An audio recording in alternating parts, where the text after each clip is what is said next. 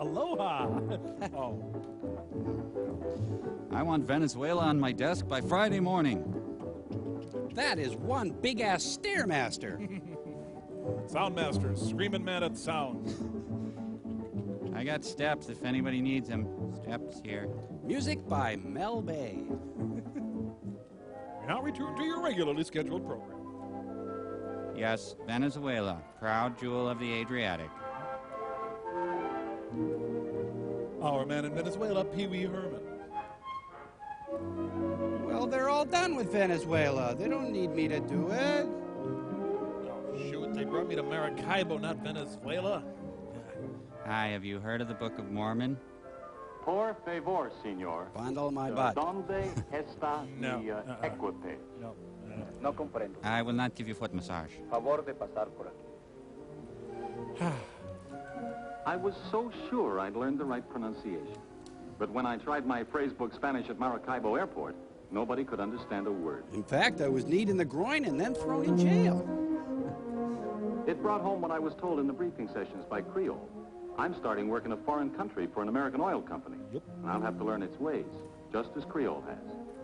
We each represent the United States here, in the eyes of the Venezuelans. He works for Creole Lady Marmalade. My baggage was at customs, as I should have known, and my English got me through. They thought I was Meyer Lansky. Then the language problem ended for the moment. Creole had sent another American engineer up from the oil fields to meet me and show me around before I report at the engineering office. He was even scrawnier than I was. Ray and I drove into the hot night. His hand found my thigh and... He gave me a regular guided tour of Maracaibo. Know what I mean? Everything looked just as tropical as I had expected.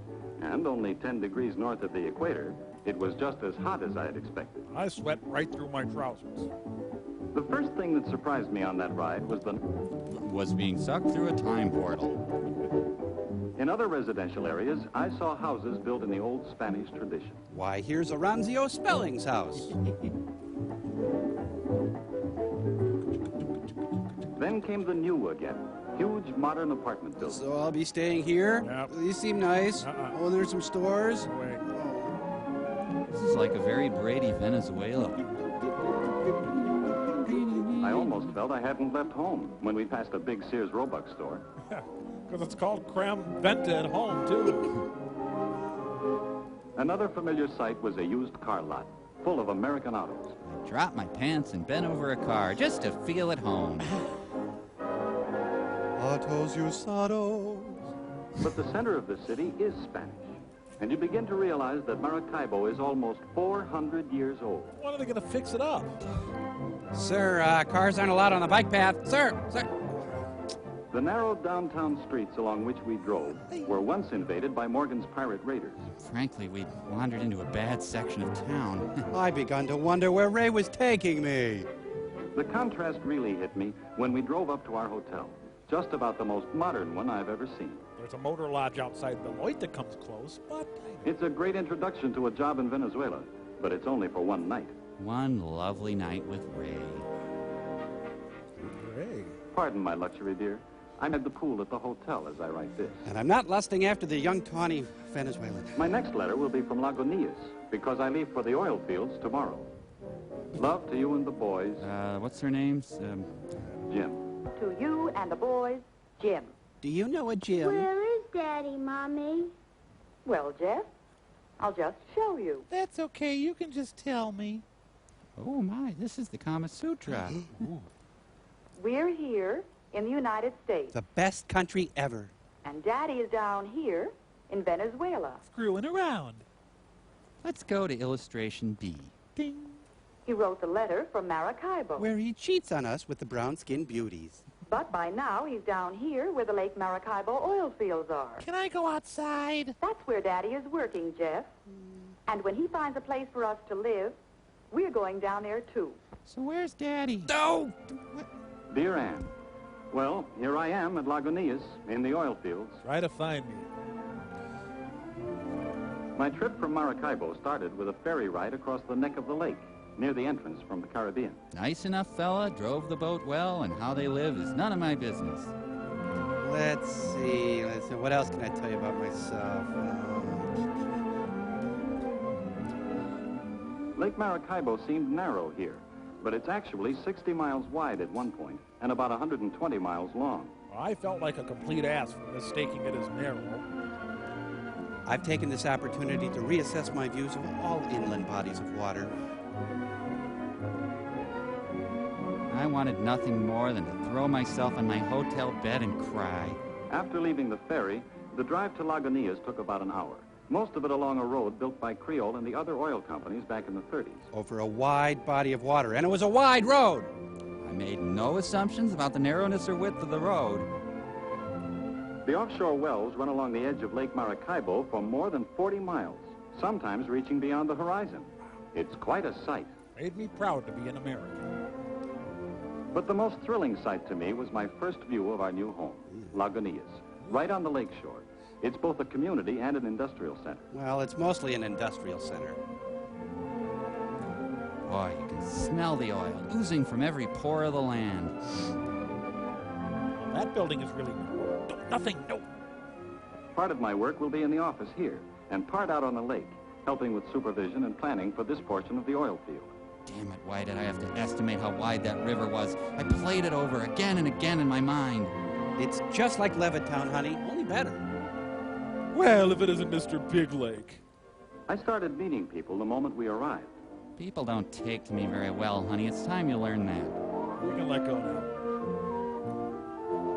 My first stop was at the administration building where I checked in at my office. It's a narrow building. My Creole office building. My Creole office building. Hey, it's Lake Man, everybody. Sure you can wedge into our narrow office, Mr. Big Lake? My boss, the district petroleum engineer, is a young fellow. They give responsibility early here. Young that he's in his mid-50s. I found that the engineering staff is both Venezuelan and American, or North American, as they say here. Or white devil, as they say here. Then I spent the evening getting settled in my quarters. A long and lonely evening, dear, without you. I'm lying. I stayed up till 9 and had Cokes. Please forgive me. Please. I'll have another Coke. The next day, I was taken out on the lake to see the field procedures. Then shot in the Before head. that day was over, I felt as though I were back in the Navy. I was dragged behind the boat over beds of coral. I didn't see that ponga knife coming at me. Never get out of the boat. Absolutely goddamn right. I'd been shanghaied by some badass drug cartel. I realized I was sitting on a kilo of coke. They'd asked me to give up the pinky from my left hand. As we headed out into the lake, I saw that there was no open water ahead, just rows of oil wells. And as an engineer, I know that what I saw is just part of it, that under the water there are hundreds of miles of pipeline connecting the wells. You wouldn't know that, honey, because you're not an engineer. The wells form a geometrically exact pattern, carefully spaced, to tap the oil in the most efficient manner. The pattern nicely doubles as a pentacle to Satan. Yep, here's our new house, honey.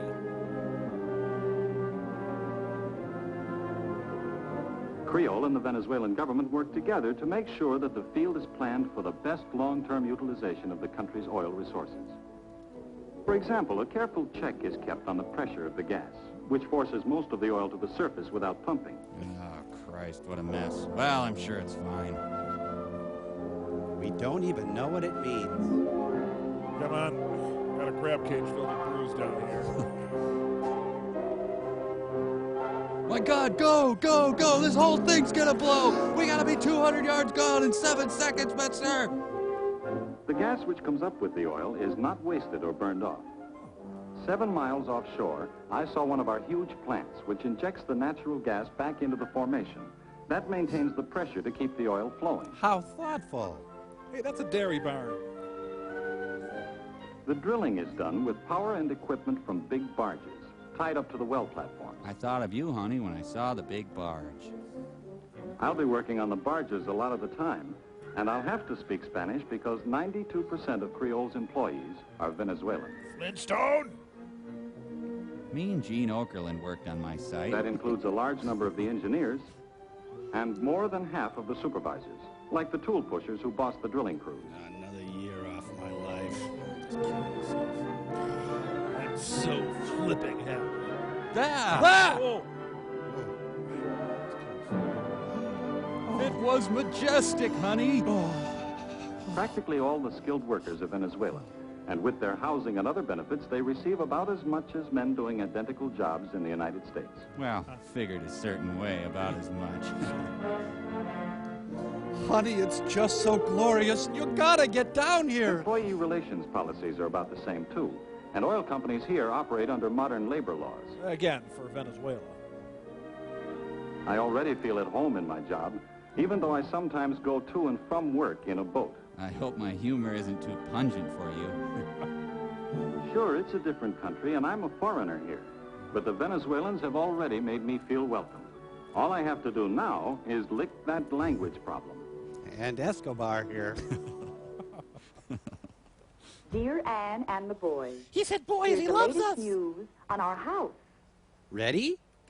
I've been looking over all the staff houses, and my favorite is the kind built high off the ground to let the breeze under, and incidentally provide a wonderful open-air playroom.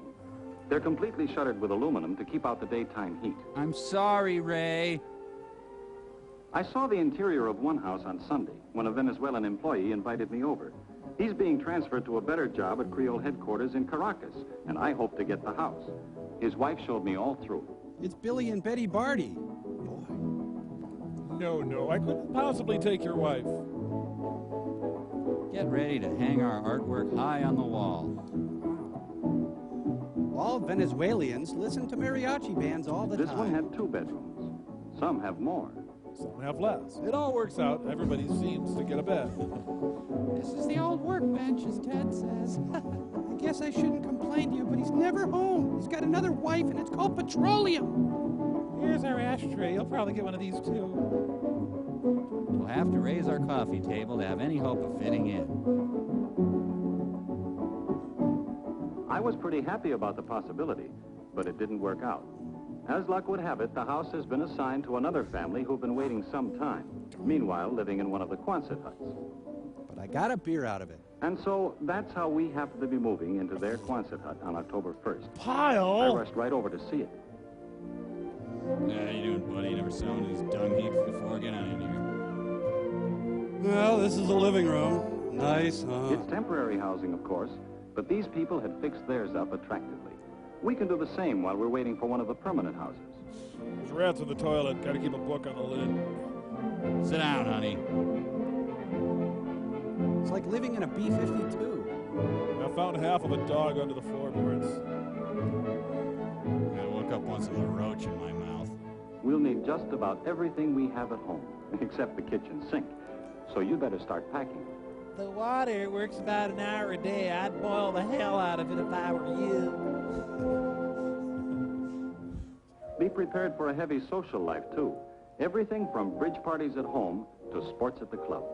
I donned my swimming trousers and took a relaxing dip. My favorite spot is the pool, even though it's mighty lonely there without you. No fun at all, really. Thank you, Mr. Eddie's father. I have to go to confession. Fortunately, she was the commandant's girl. Swimming! You asked about medical care. Don't ask. There's a Creole dispensary for both employees and dependents. It's called Needle Park. Do your worst. Spock.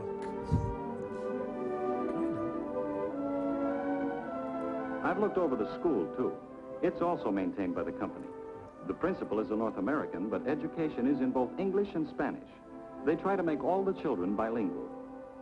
And Jeff will start learning Spanish in the 1st grade. It is Jeff, isn't it?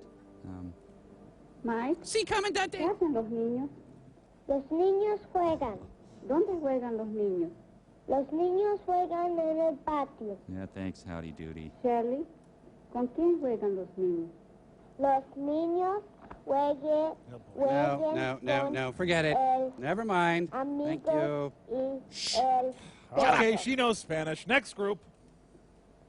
Those kids made me feel a little ashamed of my Spanish, or lack of it. You make me sick.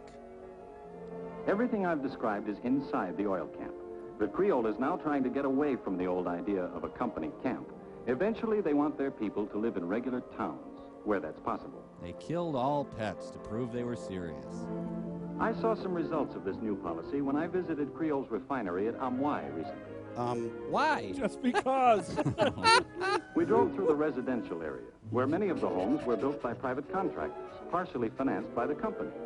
The houses are sold or rented to anyone, not just Creole employees. The worker is even helped with his down payment if he needs it. But after that, he and his family are on their own, just as in the United States. I saw a nude midget circus. Instead of company commissaries, they have privately operated shopping centers. Some of them started with loans from Creole. The idea of this community integration project is to make people independent instead of having to look to the company for everything. It's called Venezuelalization. It's an interesting new development. And speaking of new developments, Anne, I'm being sent for a month's study of Spanish in Caracas. That's where I'll be writing from next. Did he mention me at all? I traveled to Caracas by air, of course, landing at Maiquetía, right on the shore of the Caribbean.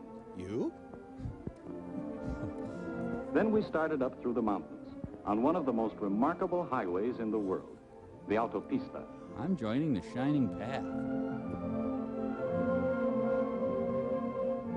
Narrow, wide, narrow, narrow, wide. I couldn't help but notice the dark sedan following us. We entered the land time forgot. Dinosaurs roam freely. We go to see Carl. It took us just 20 minutes to climb to 3,000 feet, the altitude of Caracas. You? Suddenly, we were in the city. Shots rang out. It's laid along a narrow valley just behind the coastal mountains. Narrow? Did I say narrow? There I go again. The cab driver whirled on me. His eyes narrow. No, not narrow. No.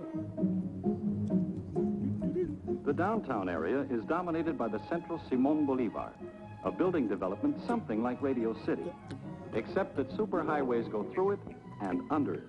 And you can't get a good corned beef sandwich, and the live sex shows aren't that good. It's an inappropriate analogy, and I'm sorry. I had the driver take me for a ride around the city. I wasted company funds. He showed me the news sections in the east, where just 10 years ago there were sugarcane and coffee plantations. And he showed me a butterfly knife. Honey, I'm really sick of Venezuela. I want to come home. Shut off that crappy music and fly me home. I don't want to live in a closet hut. I don't want to learn Spanish anymore. Creole's really hard to work for. Enough of the stupid buildings. Oh, what else? They use a tremendous amount of color on the buildings, sometimes just to vary patterns. Sometimes it's too much and I have to avert my eyes. And sometimes for artistic effect. Giant mosaics, 6 to 10 stories high. Are there?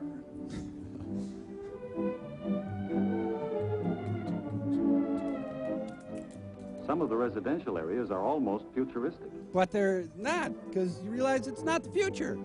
But others are so quiet and tranquil that you seem to be in another world. But nothing is as nice as our Quonset hut. I saw the Virgin. Oh, no, my mistake. Klingon language camp is hard. Since that first day, I've spent most of my time studying Spanish.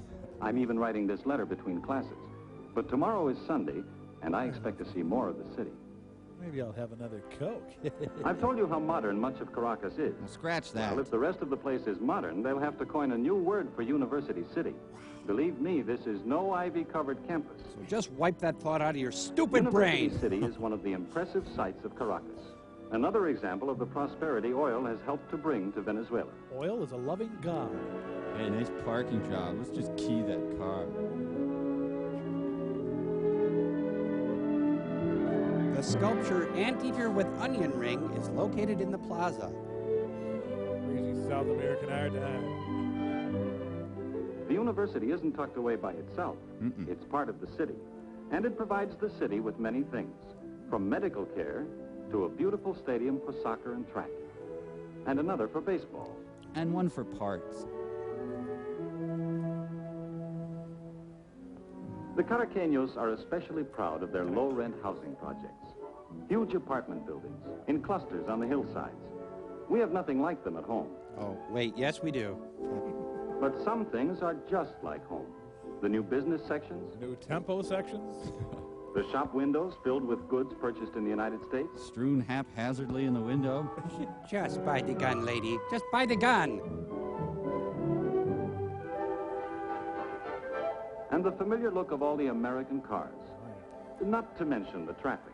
But I'm teasing Caracas. So anyway, darling, me and some guys decided never to go to that cockamamie class. I've also seen some of the historic spots of Caracas, like Plaza Bolivar, the old Spanish square with the statue to the liberator, who led 6 South American nations to freedom. I think it was Zorro or something. And Casa Natal, the birthplace and home of Simón Bolívar. The old colonial house is now a museum of Venezuelan history. Ah, this is called Jesuits with Nudes. Woohoo. Hey, Padre's doing all right for himself. I was told that many families in Caracas still live in gracious old homes like Bolivar's, showing only blank walls on the outside and looking toward beautiful inner patios open to the sky. I was lied to. Does he go to classes at all? Hey, buddy. Olé! My Caracas life, for most of the past month, has centered on just one building, the Spanish School. And the steam room inside. We Norte Americanos study Spanish 8 hours a day, 5.5 days a week. It's been hard work, but it's been worthwhile. Although I've made no progress. Señor Moore, ¿dónde trabaja usted? Yo trabajo en Lagunías con la Creole Petroleum Corporation. Perfectamente bien, señor Moore. Got it right. I'm really learning the language now. Just wait until you hear me when you reach Maracaibo next week. My mouth will be filthy. They were supposed to be here 3 days ago. Atención, por favor. La línea aeropostal venezolana anuncia la llegada del What? vuelo número 2 What the hell are you saying? de Miami. What? LAV, Venezuelan Airlines announces the arrival of Flight 201 from Miami. Will never happen due to a gruesome crash. Well, maybe she'll have a heart attack and die on the way. Su atención, por favor. Después de cumplir requisitos de migración y aduana, los pasajeros saldrán por la salida este del edificio. Following immigration and customs clearance, passengers will exit at Howdy!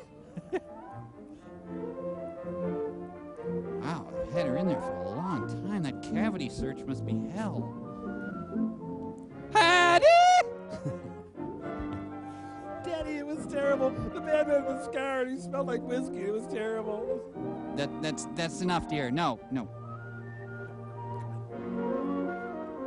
Are you looking at my wife? Put the bags in the car. Bago in caro! Is this all? No, we have 2 more bags. Tenemos más equipaje. Wait, Jim. No. Tenemos 2 maletas más.